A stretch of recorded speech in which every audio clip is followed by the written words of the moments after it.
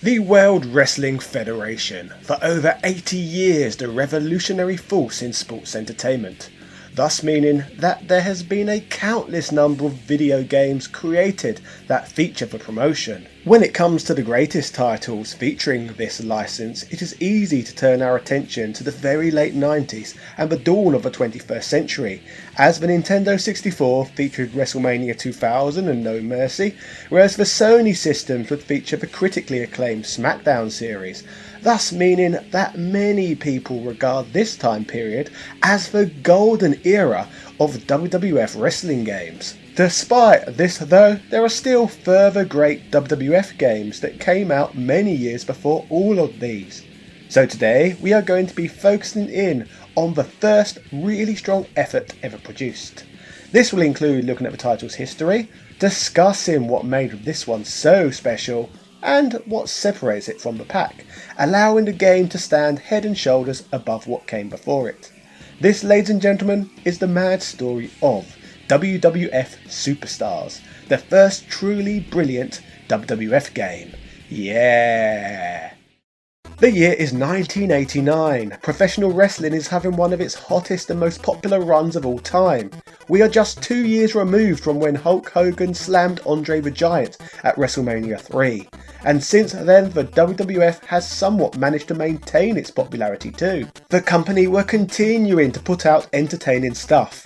This was the year Hulk Hogan would end up facing off against his former friend and partner, Macho Man Randy Savage, at WrestleMania 5.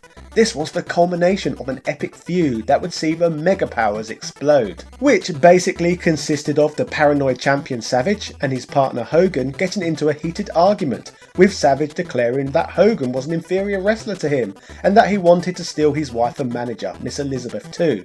The soap opera style drama would captivate audiences around the world, leading to one of the most important matchups in the whole entertainment medium. With any successful product marketed towards children, there are of course t-shirts, lunchboxes, toys and more. Further to this, when you take into account this was the 1980s, there was of course video games too. From what I can tell, when it came to console gaming, American firm Acclaim Entertainment, the company who owned LJN from 1989 onwards, owned the license to publish WWF games on home consoles. Over the course of time, this would end up delivering varying results. Some games were average, perfectly playable affairs, whereas others were downright terrible.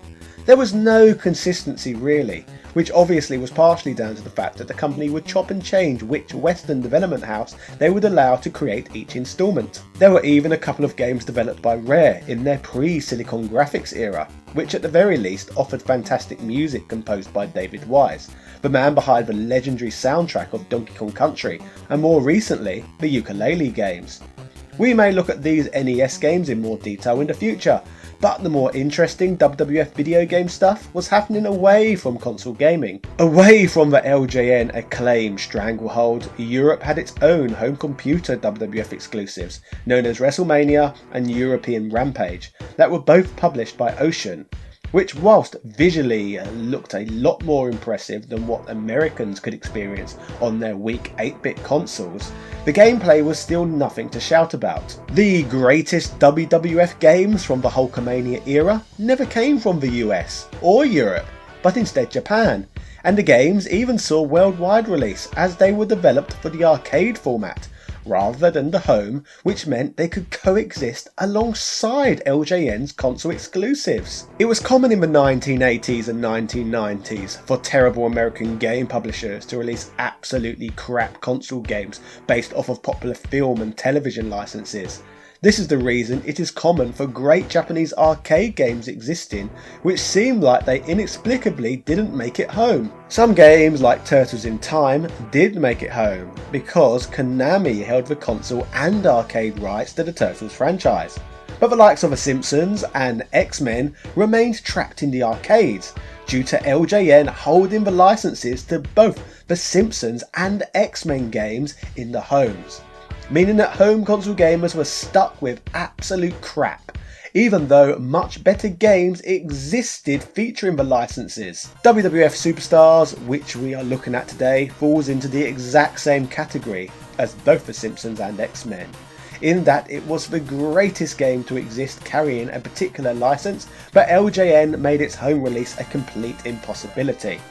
But gamers who ventured out to the likes of bowling alleys, roller rinks, kebab shops and more could experience the most delightful WWF game produced yet. WWF Superstars was both developed and published by a Japanese company known as Technos Japan, a company who had made a huge impact in the arcades by producing the likes of Renegade and the Double Dragon series, games that would help shape the entire gaming landscape and influence many great games to come.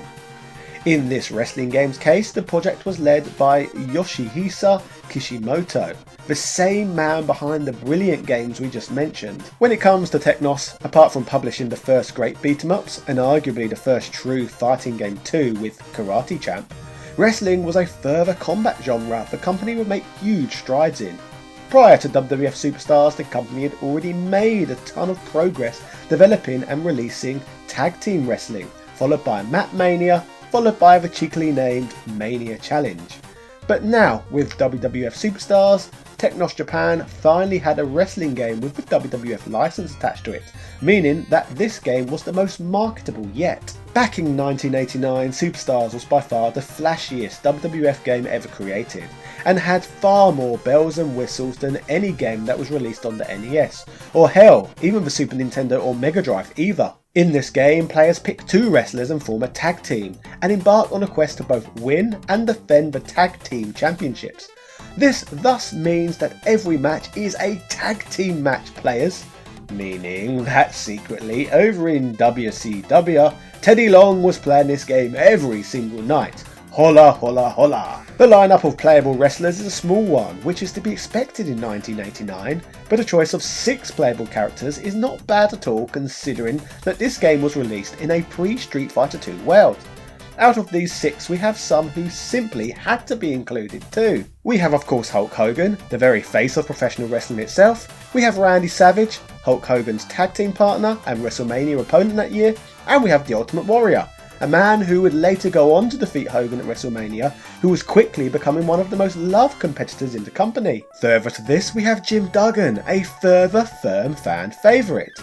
And also we have the dastardly villain and longest reigning Intercontinental Champion of all time, the bloody Honky Tonk Man, the comedic, arrogant wrestler slash Elvis impersonator. He was quality.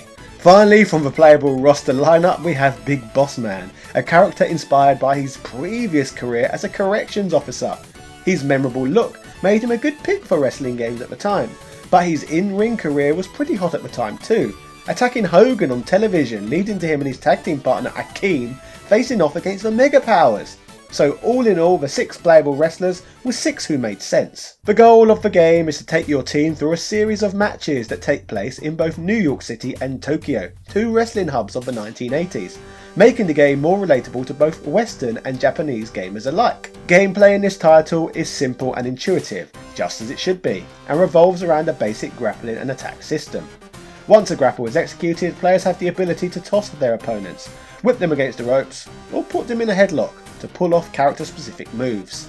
This means that each character is different and can perform their signature moves, of which they are most known for performing on television, allowing players to more accurately live out their pro wrestling fantasies. Control over wrestlers is what this game is all about really, and the way you could control each character was marvellous compared to other WWF offerings.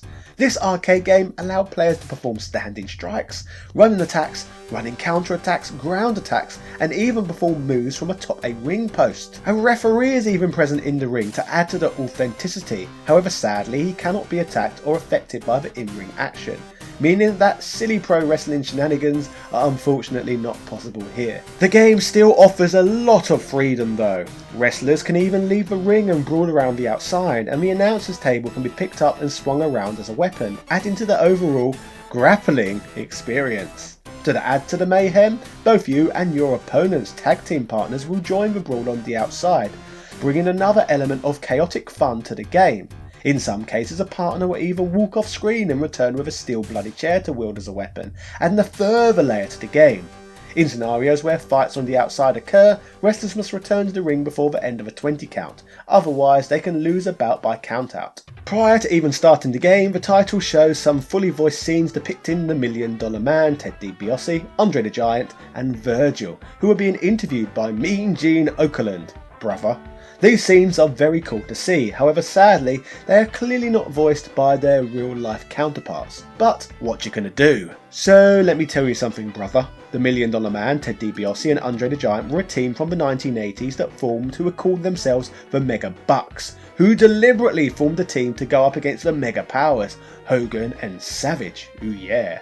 These two gentlemen, who were some of the biggest villains in the promotion at the time, are challengeable after winning 3 consecutive matches in this arcade game. They basically function in boss style roles similar to the likes of Bison in Street Fighter 2 that would come along later. This means they are more difficult to wrestle against than other opponents. For example, most grappling moves foul against Andre due to his sheer size and power, which once again is a lovely touch to make this game emulate the WWF product on TV further. If players are successful in defeating these tougher opponents, a scene is shown featuring a newspaper headline that heralds the players as tag team champions.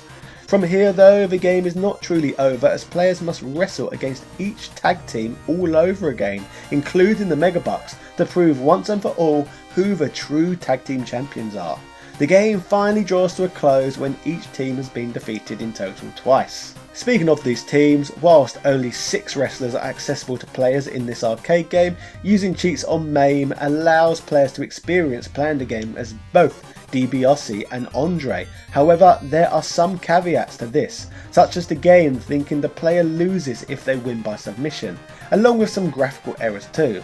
But nothing to complain about when you consider that this function is an exploit. Despite overall being a fairly limited experience compared to wrestling games that would come later, for a 1980s title, this was a very decent WWF game.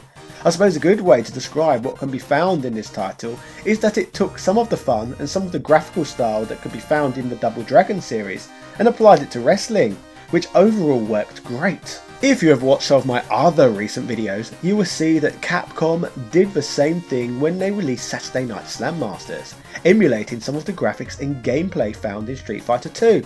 However, obviously WWF Superstars is 4 years older than Slam Masters, so in many ways the two games are equally as impressive for the times they were released. As some of you will probably know though, WWF Superstars was not even Technos Japan's most impressive WWF game, as this title was just the first, and later they would produce WWF WrestleFest, a game that would wow consumers even more. But that's obviously a deep dive I'll consider doing if this video finds an audience. Let me know down below if you are interested in hearing me give coverage to that one too. In terms of WWF Superstars legacy though, this was the first instance that demonstrated that the Japanese were more capable at the time of developing wrestling games than any company in the West. Years later, after the Acclaim LJN publishing rights expired for releasing WWF console games, we would see a wrestling game renaissance when publishing rights were given to another American company, this one known as THQ. During the wrestling game Golden Age we mentioned at the start of the video, the THQ SmackDown games, released on Sony hardware, were developed by Yuke's, a company with many years experience creating the critically acclaimed Shin Nippon Pro Wrestling titles in Japan.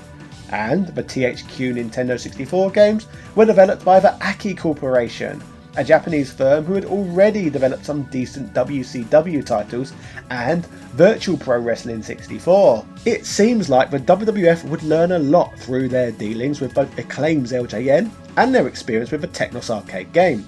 There are so many great Japanese developed wrestling games which we can perhaps discuss on here down the line too.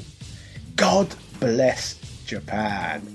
Yeah. So ladies and gentlemen, that was the mad story of WWF Superstars, the first brilliant WWF game. Let me know in the comment section down below if you are keen for me to cover more wrestling game history down the line, and if there is one particular game you would like me to cover in detail.